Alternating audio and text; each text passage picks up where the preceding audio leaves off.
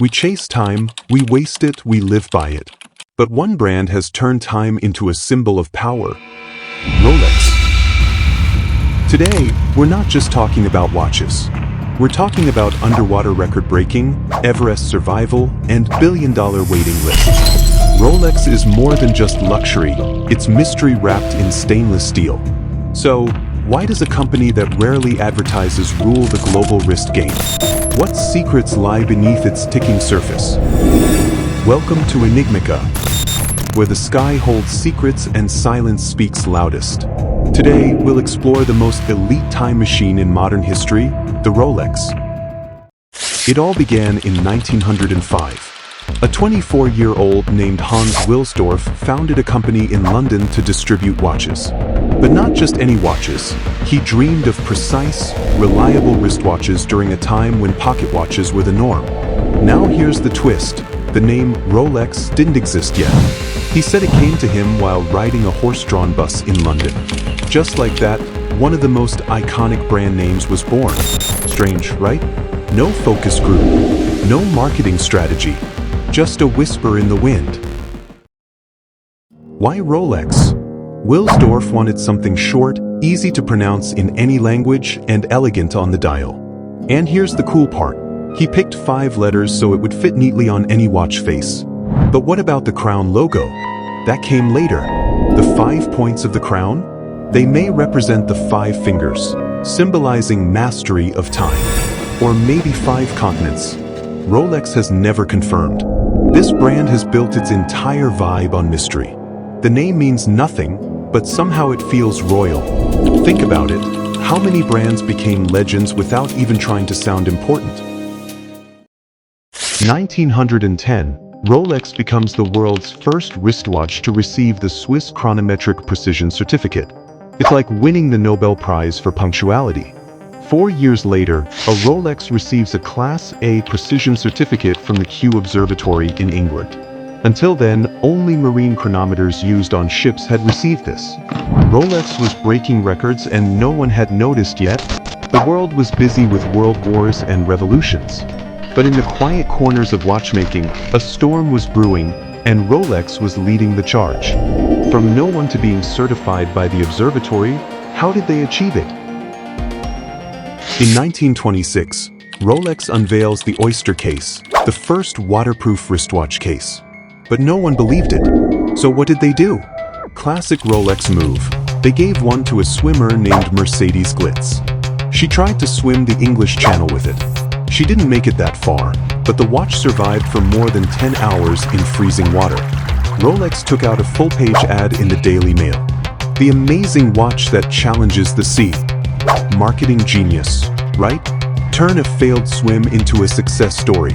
What other brand turns a near failure into a historic moment? In 1931, Rolex dropped a bomb. Well, not literally. They launched the Perpetual movement, a self-winding mechanism powered by your wrist's motion. Basically, your arm swinging becomes the battery. You didn't need to wind your watch anymore. It was reliable, silent, and revolutionary.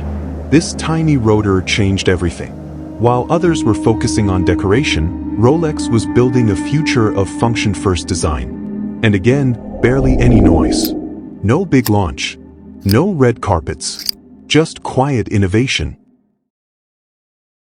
In 1953, Sir Edmund Hillary and Tenzing Norgay became the first confirmed climbers to summit Everest.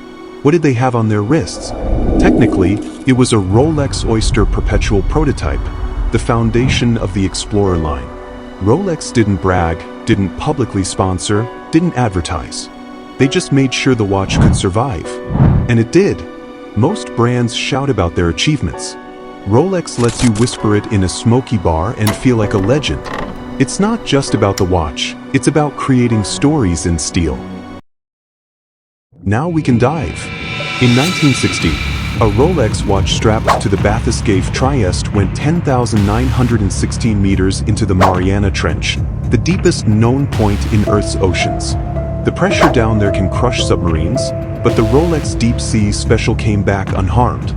Let that sink in, pun intended.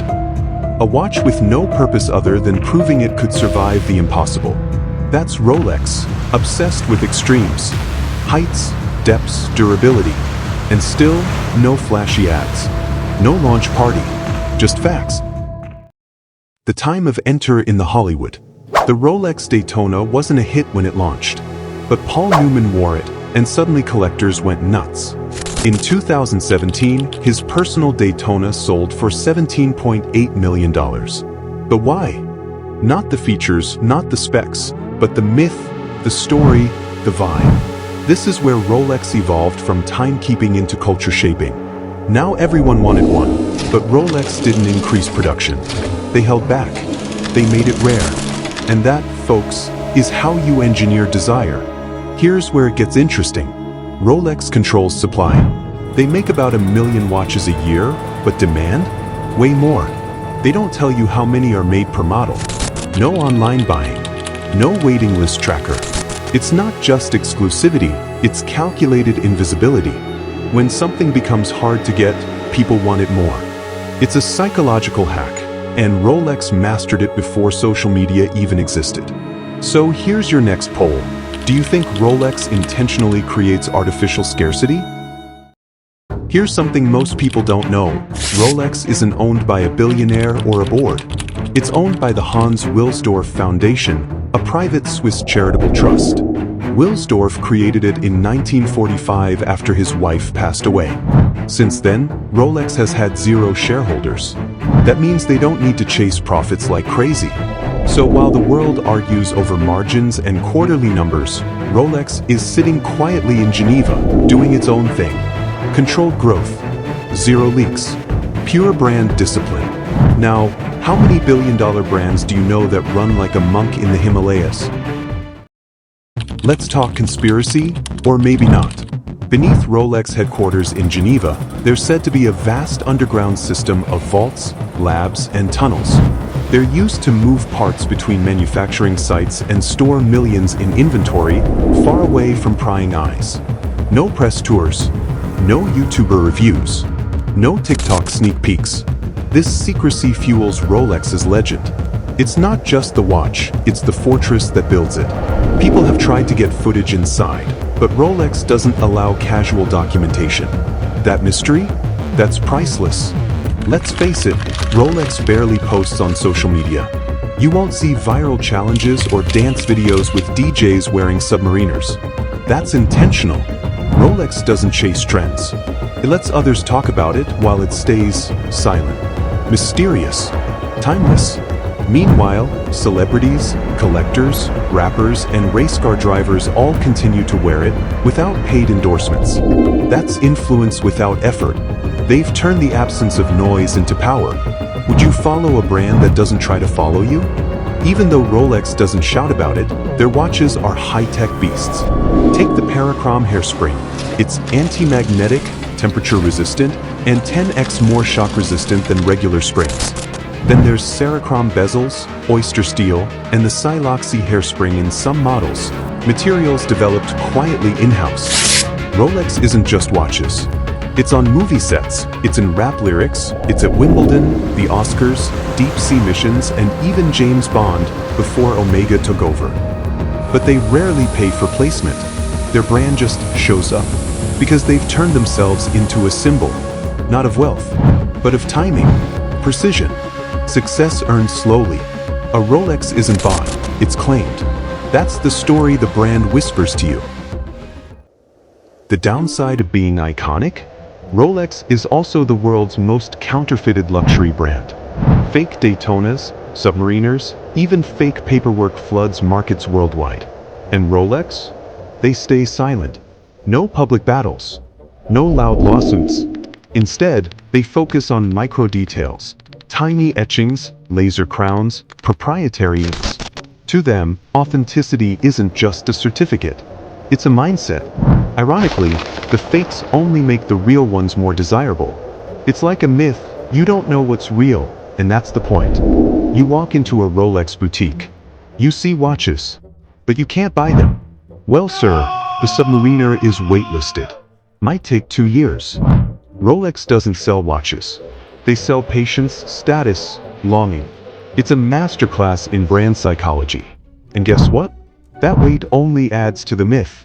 People post unboxings like they've just earned a medal. Because they kinda have. When the product is limited, the story becomes unlimited. Today, Rolex watches are treated like stocks. Values skyrocket. People flip them. Speculators hoard them. But here's a question, was Rolex ever about money? For some, sure. But ask a real collector and they'll talk about their grandfather's Datejust or their father's Explorer. Because for many, it's more than just resale, it's a memory machine.